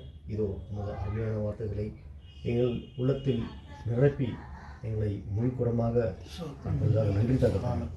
அப்பா பிதாவே, இதோ இந்த நிறுவன கூடத்தை நாங்கள் அசட்டை பண்ணாமல் தகப்பனே அதை பாதுகாத்து என்றென்றைக்கும் பொது பரிசுத்தத்தில் நாங்கள் பரிசுத்தமாய் விளங்கும்படியாக கிருபை செய்ய தகப்பனே. அப்பா பிதாவே, இதோ இங்கே கூடியிருக்கும் என் சகோதரர் அனைவரையும் உங்கள் கருத்தாருங்க, அவர் குடும்பத்தாரையும் உங்கள் கருத்து தகப்பனே நீர் பேர் பேராக தொட்டு ஆசீர்வதிக்க முடியாது மகிழ்ச்சி மாறாங்க. இதோ இந்த இடத்தில் திறந்து கொடுத்த சகோதரரையும் அவர் குடும்பத்தாரையும் உங்கள் கருத்தாருங்க தகப்பனே என்னையும் அவன் குறையாதபடிக்கு அவர்களை ஆசீர்வதிக்க முடியாது மகிழ்ச்சி மாறாங்க தகப்பனே. இதோ இந்த இணையதளத்தின் மூலமாக செய்திருக்கும் என் சகோதரர் அனைவரையும் அவர் குடும்பத்தாரையும் கருத்தரை தாசம் தகப்பனே நீரை பொருட்படுத்தி வெள்ளப்படுத்தி வழிநடத்தும் மகிழ்ச்சி மாறாங்க. துதியும் கனமும் மகிமையும் இன்னொருக்கு செய்தும் தகப்பனே. இது அனைத்தையும் எங்கள் மீட்பரும் எங்கள் லட்சணம் ஆண்டவரும் உமது திருக்குமாரமான நம்முடைய இயேசு கிறிஸ்துவின் இங்கே நாமத்தினால் எங்கள் ஜெபங்களை இருக்கும் பரிசுத்தமுள்ள பரம